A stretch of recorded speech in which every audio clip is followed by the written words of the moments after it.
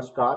राजकीय औद्योगिक प्रशिक्षण संस्थानों के व्यवसाय वेल्डर गैस एंड इलेक्ट्रिक की पाठ चर्चा में अंकित प्रसंग MIG अर्थात metal inert gas arc welding के संबंध में मैं आपको प्रशिक्षण प्रदान करूंगा। Metal inert gas welding MIG metal inert gas arc welding एक आधुनिक वेल्डिंग विधि है। इस विधि में आर्क को जार और इलेक्ट्रोड के मध्य बनाया जाता है। इस वेल्डिंग विधि में इलेक्ट्रोड वायर के रूप में रहते हैं। आर्क के द्वारा उत्पन्न ऊष्मा कार्यखंड या जाप की वेल्डिंग वाली सतह तथा इलेक्ट्रॉनों दोनों को पिघलाकर एक समान मिश्रण बनाती है। MIG वेल्डिंग की विशेषता यह है कि इसके अंदर इलेक्ट्रोड वायर के रूप में रहता है और इसमें शील्डिंग गैस का प्रयोग किया जाता है, इसलिए इसमें फ्लक्स की कोई भी आवश्यकता नहीं रहती। इनर्ट गैस के रूप में इस वेल्डिंग में आर्गन तथा हीलियम गैसें प्रयोग की जाती हैं। आर्गन गैस सिलेंडर का रंग नीला और हीलियम गैस सिलेंडर का रंग भूरा होता है। MIG अर्थात metal inert gas arc welding बहुत ही अच्छी बीट, बहुत ही अच्छा जोड़ प्रदान करती है। इस वेल्डिंग के करने के लिए हमें पूरा सेटअप सेट करना पड़ता है। सेटअप में जैसे रेक्टिफायर सेट, एक रेक्टिफायर सेट का प्रयोग करेंगे हम।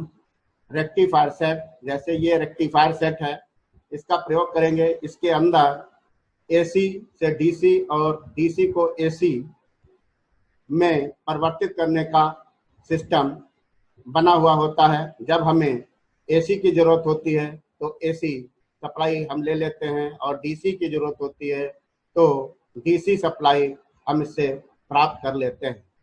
इस सेट को हम लीड के माध्यम से, इलेक्ट्रिक लीड के माध्यम से इस फ्यूज तक लाते हैं यहाँ पर, और इसको हम लगा देते हैं प्लग को लगाने के बाद जब हम इसे ऑन करते हैं तो ये इसके अंदर पावर पहुंच जाती है।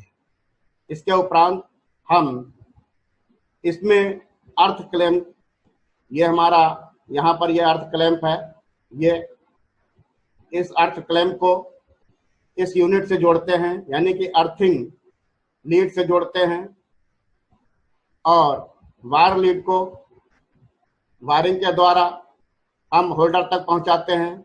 जैसे ये हमने आपको दिखाया कि ये होल्डर की लीड है। होल्डर की लीड इससे कनेक्ट होती हुई सीधे होल्डर में लगी आकर के है और ये अर्थ क्लैंप की लीड अर्थिंग में लगी है। ये एक जाब है, ये अर्थ इस जाब में यहाँ पर लगेगा। ये और ये दोनों जब आपस में 2 mm से 4 mm के बीच में जब रिक्त स्थान रहेगा तो एक स्पार्किंग होगी और उसके बाद फ्लेम बन जाएगी। इस प्रकार से फ्लेम जब बन जाती है तब हम इसकी वेल्डिंग शुरू करते हैं। इससे पूर्व हमें यह भी देखना होगा कि हमने शील्डिंग गैस का प्रयोग किया या नहीं किया। शील्डिंग गैस के लिए हम सिलेंडर का प्रयोग करते हैं। जैसे ये सिलेंडर लगा हुआ है, ये शील्डिंग गैस का है, ये आर्गन का सिलेंडर है। आर्गन सिलेंडर के ऊपर एक रेगुलेटर लगा हुआ है, जैसे ये रेगुलेटर लगा हुआ है। ये रेगुलेटर हमें प्रदर्शित करेगा कि इसके अंदर कितनी गैस है और कितनी गैस हमें चाहिए है। यहाँ पर एक रेगुलेटर लगा होता है, जिस रेगुलेटर के माध्यम से हम गैस सप्लाई कंट्रोल करते हैं और अपनी आवश्यकता के अनुसार हम उस सप्लाई को लेते हैं। ये शील्डिंग गैस वेल्डिंग टार्च के माध्यम से बेस मेटल पर, अर्थात ये बेस मेटल मानिए, ये बेस मेटल पर यहाँ इसके चारों तरफ इलेक्ट्रोड और बेस मेटल के मध्य रहती है, जिससे वातावरण में फैली ऑक्सीजन और नाइट्रोजन दूषित गैसें वेल्डिंग करते समय जार के ऊपर कोई भी किसी प्रकार का कोई भी दुष्प्रभाव नहीं बना पाती और बहुत सुंदर मजबूत जोड़ ये वेल्डिंग तैयार कर देती है।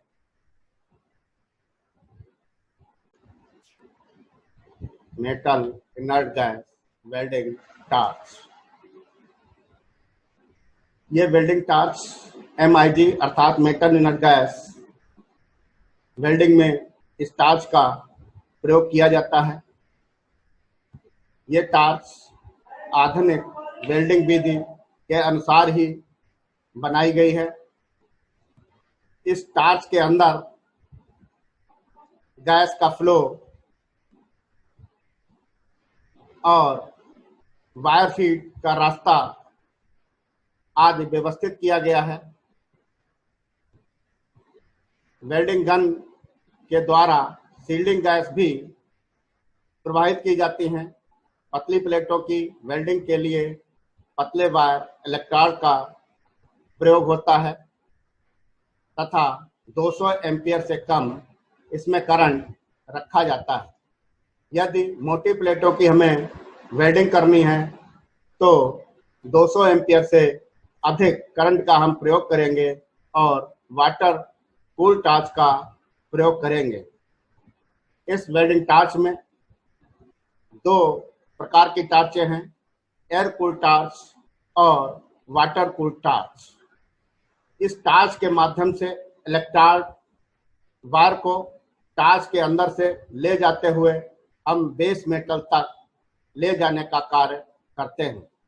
जब टार्च और बेस मेटल एक समीप 2 mm से 4 mm की दूरी पर होते हैं तो एक स्पार्किंग होती है। उस स्पार्किंग से फ्लेम बनने लगती है और वेल्डिंग प्रारंभ हो जाती है। इस प्रकार इस वेल्डिंग में विशेष तौर पर टार्च का विशेष कार्य है। बिना टार्च के वेल्डिंग होना संभव ही नहीं है।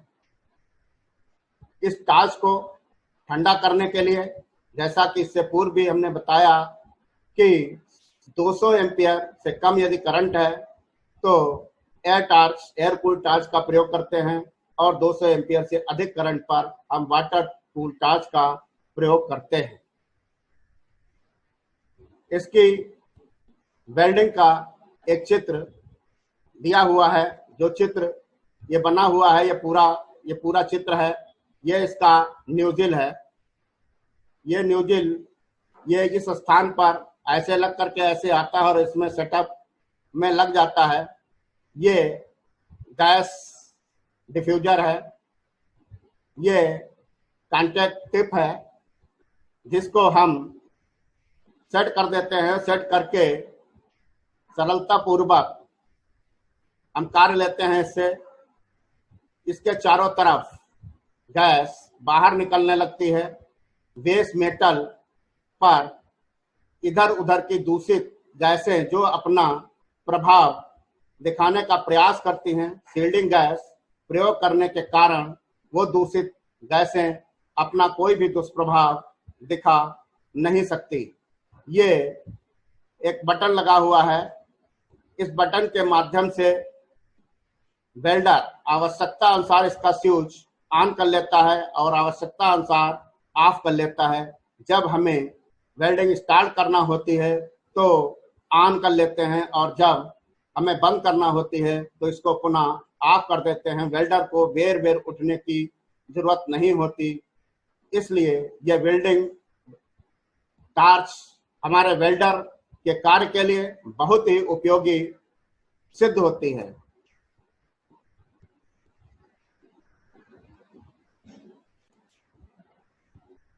इलेक्ट्रोड MIG अर्थात इलेक्ट्रोड MIG अर्थात metal inner gas arc welding एक आधुनिक वेल्डिंग विधि है। इसमें इलेक्ट्रोड को प्रयोग करने के लिए वेल्डिंग टार्च की आवश्यकता होती है।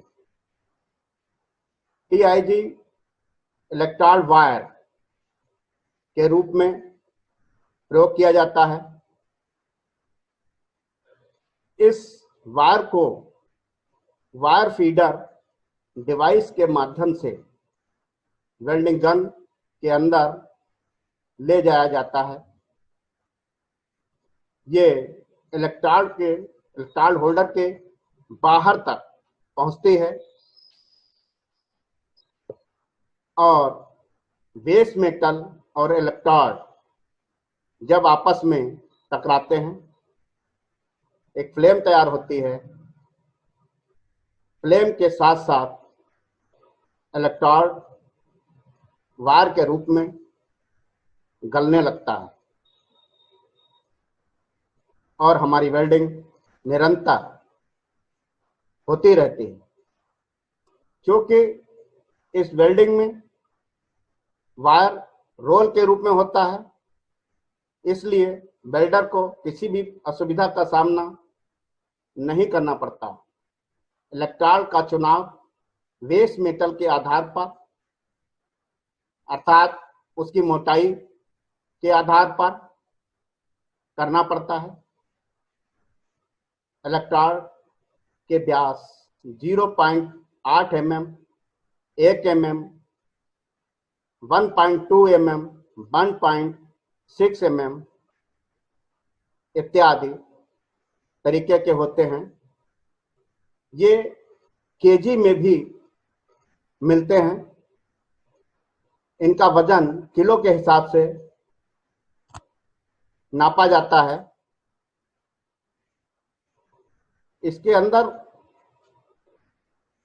कॉपर की कोटिंग होती है, यानी कि कॉपर कोटेड होते हैं। ये फ्लक्स नहीं होता, लेकिन कॉपर की कोटिंग होती है। कॉपर कोटिंग इसके ऊपर चढ़ाई जाती है। MIG वेल्डिंग में पतले इलेक्ट्रोड को पतली प्लेटों के लिए प्रयोग किया जाता है तथा 200 एम्पियर का ही मात्र करंट रखा जाता है पतले इलेक्ट्रोड के लिए। यदि मोटे इलेक्ट्रोड है तो हम मोटे वायर का प्रयोग करेंगे और 200 एम्पियर से अधिक धारा का हम इस्तेमाल करेंगे।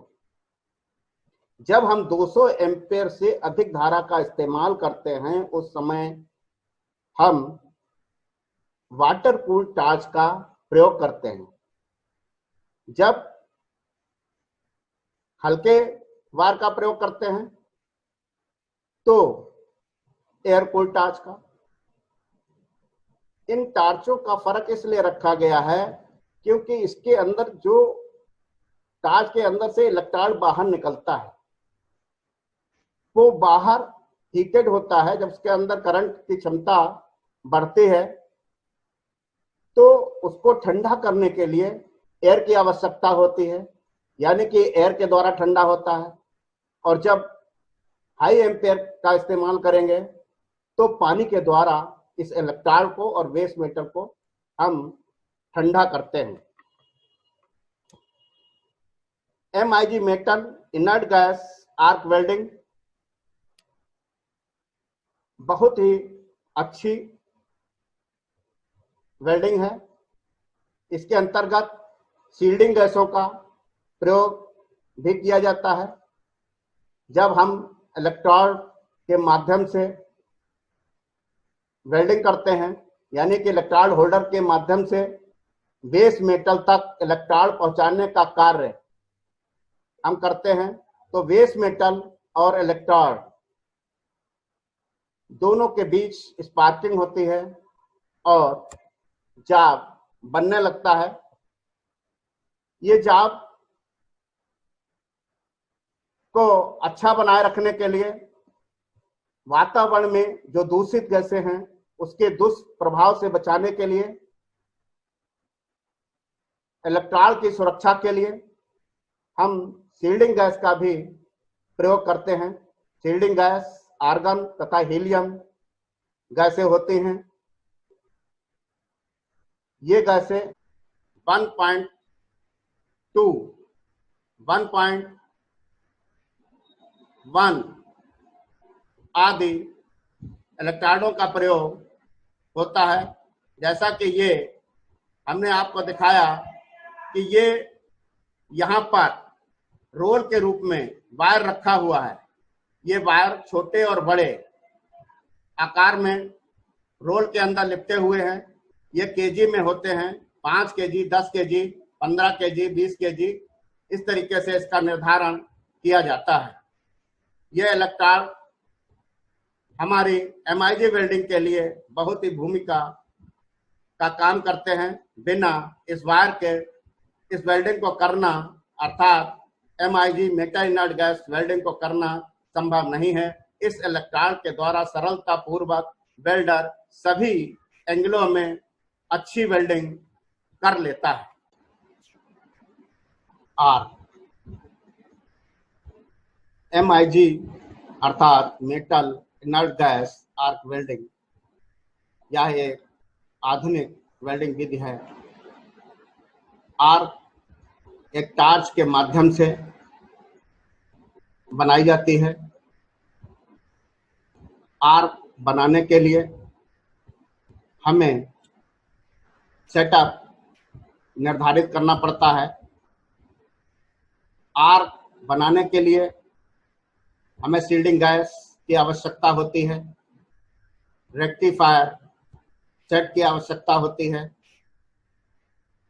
वेल्डिंग गन की आवश्यकता होती है, अर्थ लीड की आवश्यकता होती है, होल्डर लीड की आवश्यकता होती है।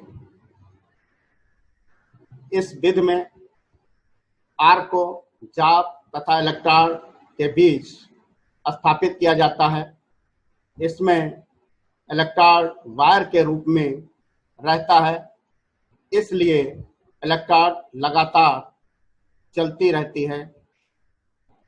आर्क द्वारा उत्पन्न ऊष्मा कार्यखंड तथा इलेक्ट्रोड दोनों को पिघलाकर एक समान मिश्रण बनाती है।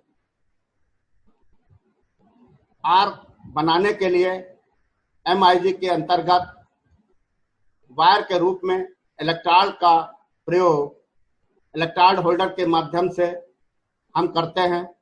उस होल्डर को बेस मेटल तक हम पहुंचाते हैं और अर्थ लीड को हम बेस मेटल से अर्थ करते हैं। जब 2 mm से 4 mm के बीच की दूरी होती है तो एक स्पार्किंग होती है और आर्क बनने लगती है और हम वेल्ड करने लगते हैं।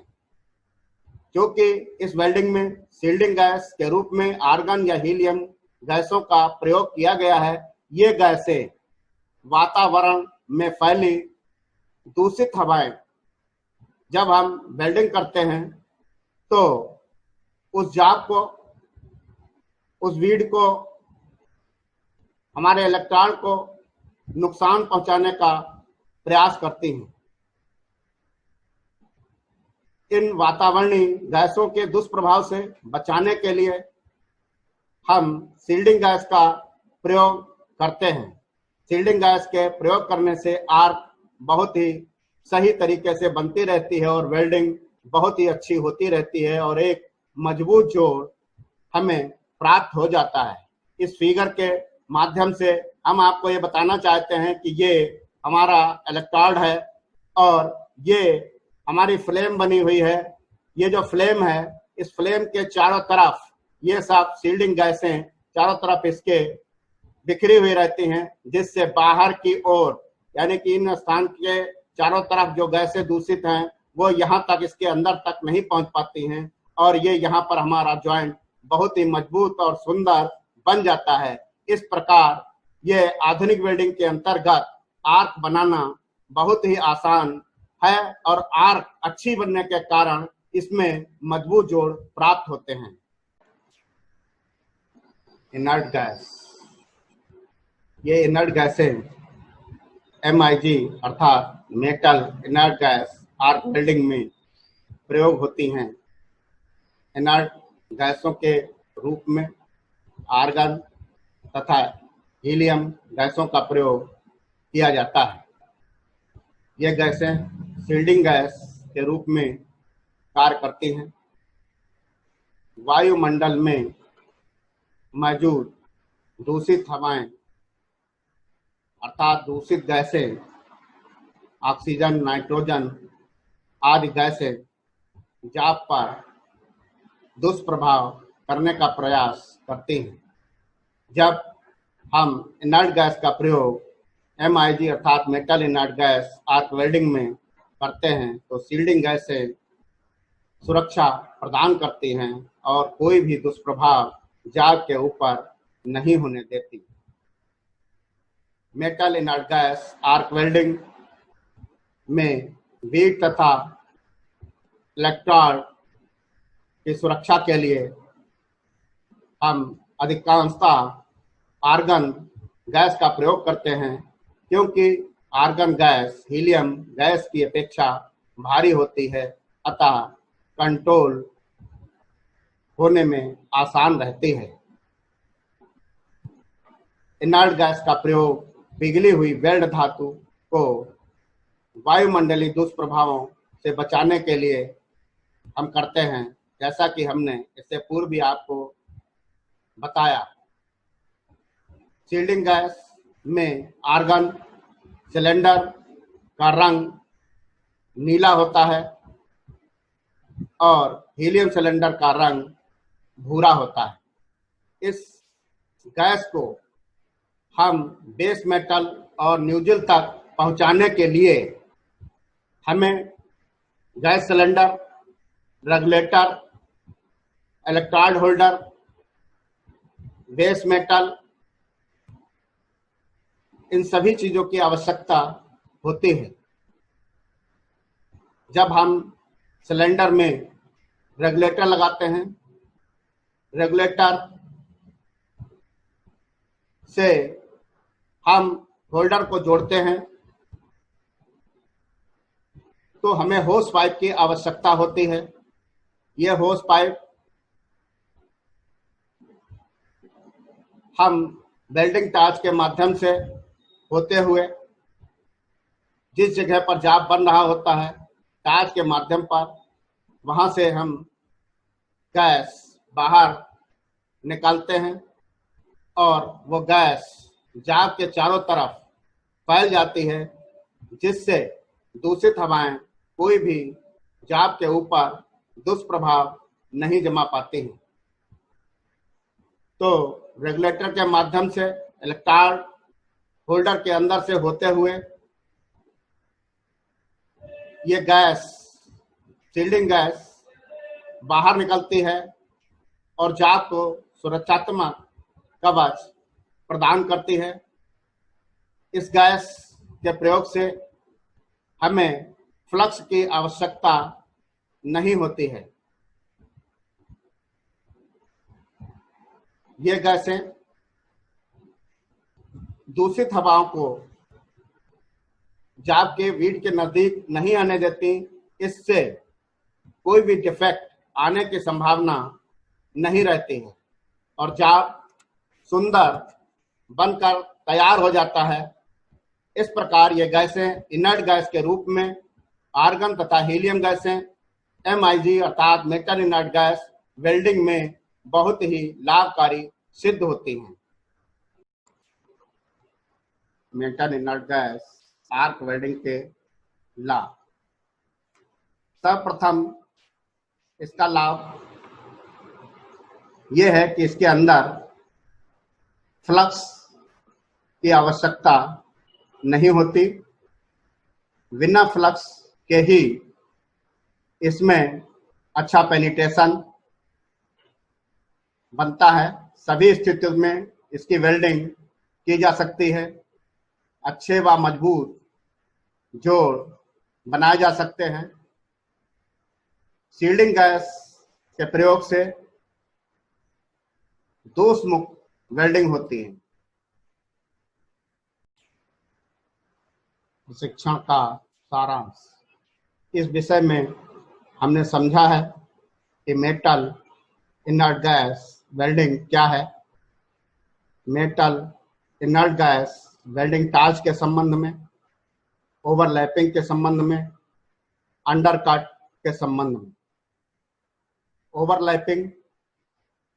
ओवरलैपिंग का मतलब यह है कि जब हम दो जावों को परस्पर जोड़ते हैं एक स्थान पर, अधिक मेटल जम जाता है, अर्थात जो दो जाब हैं उनकी सतह के ऊपर उठा हुआ मेटल जमा हुआ ओवरलैपिंग कहलाता है। ऐसे ही अंडरकट जब हम वेल्डिंग करते हैं, वेल्डिंग करते समय एक स्थान पर हमारा होल्डर रुक जाता है, वहां पर गड्ढा जैसा बन जाता है। उस गड्ढे जैसे बने हुए स्थान को अंडरकट कहते हैं। प्रयुक्त संदर्भ हमारी पाठ्य पुस्तक वेल्डिंग थ्योरी, जिसे बीडी विस्सा तथा पवन कुमार विस्सा द्वारा लिखा गया है।